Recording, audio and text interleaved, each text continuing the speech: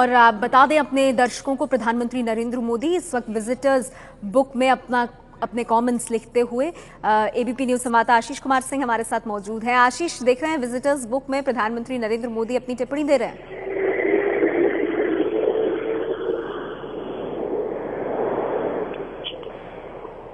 आशीष, आप सुन पा रहे हैं मुझे?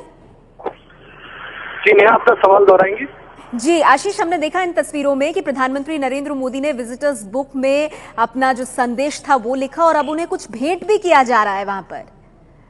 जी बिल्कुल, बहुत खास है ये बात कि प्रधानमंत्री मैं आपको बताऊं तकरीबन 15 मिनट पहले उनकी जो ये विजिट थी शियान के वॉरियर्स मेमोरियल की, वो खत्म हो जानी चाहिए थी, लेकिन 15 मिनट ज्यादा प्रधानमंत्री यहाँ रुके। प्रधानमंत्री ने बहुत दिलचस्पी के साथ मूर्तियों को जाकर के देखा, रेलिंग्स के बियॉन्ड गए, जहां पर आम पब्लिक को जाने की परमिशन नहीं है वहां भी प्रधानमंत्री गए और बड़ी बारीकी से चीजों को देखा और जो इंटरप्रेटर उनके साथ थे उनके साथ समझा कि आखिर इसका इतिहास क्या है। और उसके बाद प्रधानमंत्री विजिटर्स डायरी में अपनी तरफ से अपनी भावनाओं को व्यक्त कर रहे हैं और निश्चित तौर पर इससे काफी सांकेतिक इसका महत्व है कि प्रधानमंत्री का सबसे पहला पड़ाव बना शियान में ये टेराकोटा वॉरियर्स मेमोरियल, जो कि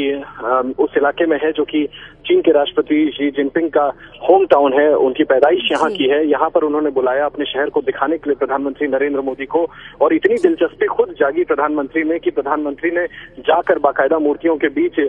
उनके बारे में समझा, इंटरप्रेटर से सारी जानकारी ली कि आखिर किस तरह से इसको प्रिजर्व किया गया है, क्या इतिहास है। उसके बाद उन्हें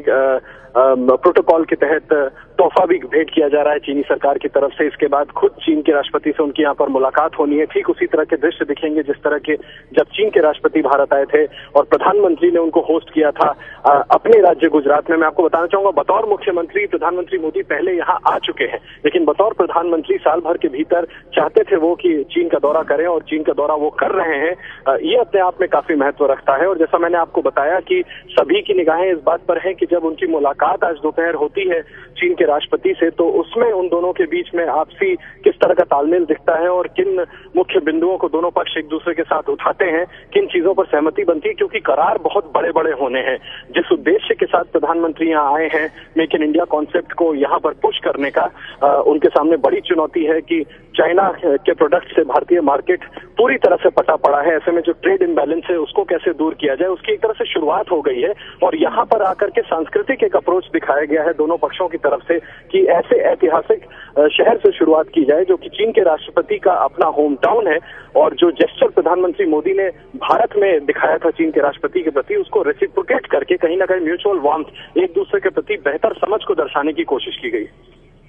जी आशीष, आप बने रहिए हमारे साथ, क्योंकि एक अहम सवाल मुझे आपसे पूछना है, क्योंकि ये जुड़ा है ओमर अब्दुल्ला के, जम्मू कश्मीर के पूर्व मुख्यमंत्री ओमर अब्दुल्ला के ट्वीट से। ओमर अब्दुल्ला ने प्रधानमंत्री नरेंद्र मोदी की इस यात्रा पर ट्वीट किया है और उन्हें क्या कहा है वो आपको बता दें। मुझे उम्मीद है कि स्टेपल्ड वीजा का मुद्दा सुलझाया जाएगा ताकि मैं भी टेराकोटा वॉर मेमोरियल और the great wall of China देख सकूं। ओमर अब्दुल्ला ने यह बेहद अहम ट्वीट किया है। आशीष लगातार हमारे साथ बने हुए हैं। आशीष, देखिए सॉफ्ट डिप्लोमेसी अपनी है, लेकिन जैसा ओमर अब्दुल्ला ने कहा कि क्या स्टेपल वीजा का मुद्दा उठाया जाएगा, और अगर ऐसा मुद्दा उठेगा, ये सुलझेगा, तो फिर मैं भी भारतीय नागरिक के रूप में वहां जाकर इन चीजों को देख सकता हूं। आशीष,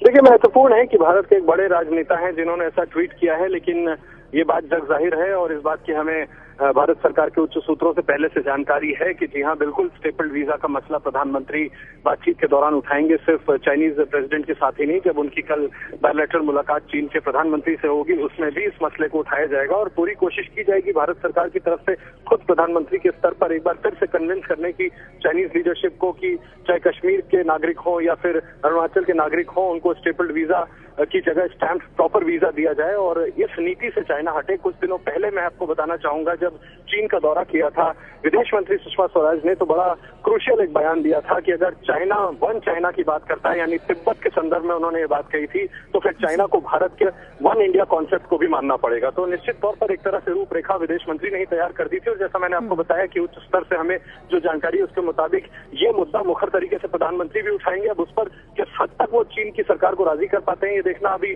बाकी हमें संभव है कि इस पर कोई ना कोई एश्योरेंस चाइना की तरफ से आए, लेकिन अभी तक की जो स्टेटस पॉलिसी चीन की सरकार की ऐसा इसी विजिट में हो जाएगा, चीन इसके लिए राजी हो जाएगा, ये कहना मुझे लगता है जल्दीबाजी होगी। लेकिन ये है कि प्रधानमंत्री। अच्छा आशीष, एक चीज और बताइए, स्टेपल वीजा का मुद्दा उठेगा, ये बात आपने कही, लेकिन इसके साथ ही सीमा विवाद का मुद्दा, जिसको लेकर के चीनी मीडिया की तरफ से ये भी कहा गया कि इस पे बातचीत होगी लेकिन ये रातों रात सुलझ नहीं सकता, तो इस पर क्या किसी तरह का कोई प्रोग्रेस हो सकता है, उम्मीद है इसकी? देखिए, मैकेनिज्म तैयार करने की बहुत लंबे समय से कोशिश चल रही। यूपीए सरकार के